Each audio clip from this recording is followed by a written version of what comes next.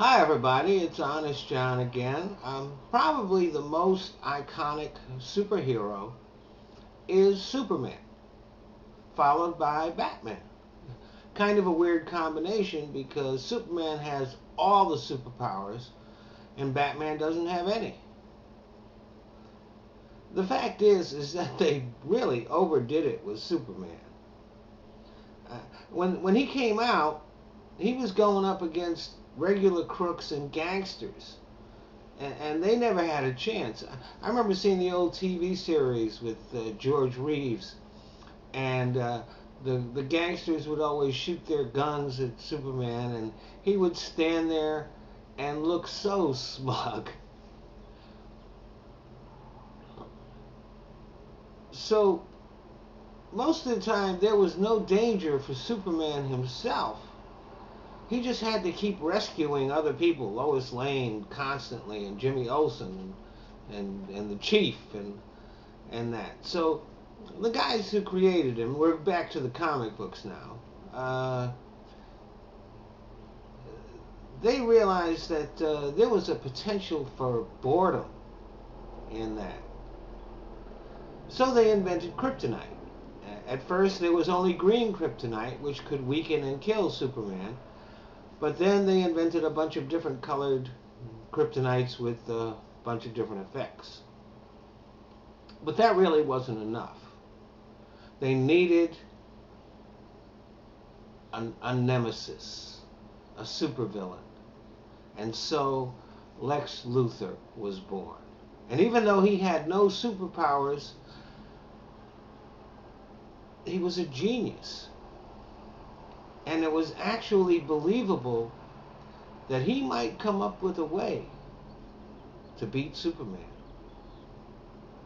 even if there wasn't any kryptonite handy. But, and this is the point of this whole video, it's taken me long enough to get to it, but Lex Luthor became a villain because he blamed Superman for an accident that made him go bald. Now, as a bald person myself, this bothers me. I have never looked at my bald head in the mirror and thought, I think I'll destroy Los Angeles today. Being bald is not an excuse to become a villain.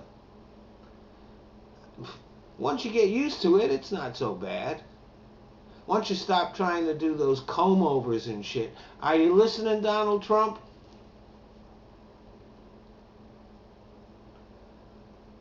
Baldness is not an excuse for villainy.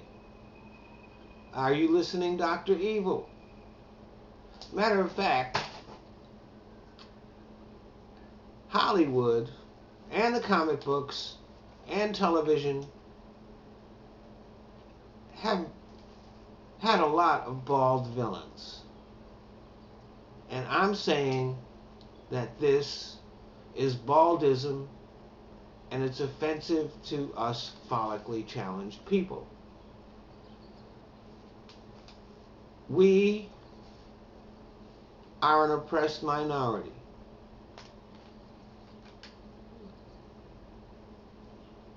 And I am offended, as I said, by the characterization of bald people, of baldness as leading to evil.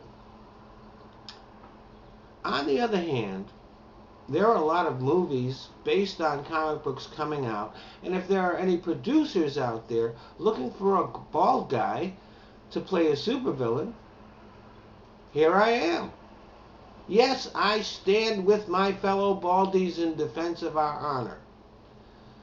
But I will sell out if the check's big enough. Thanks for listening.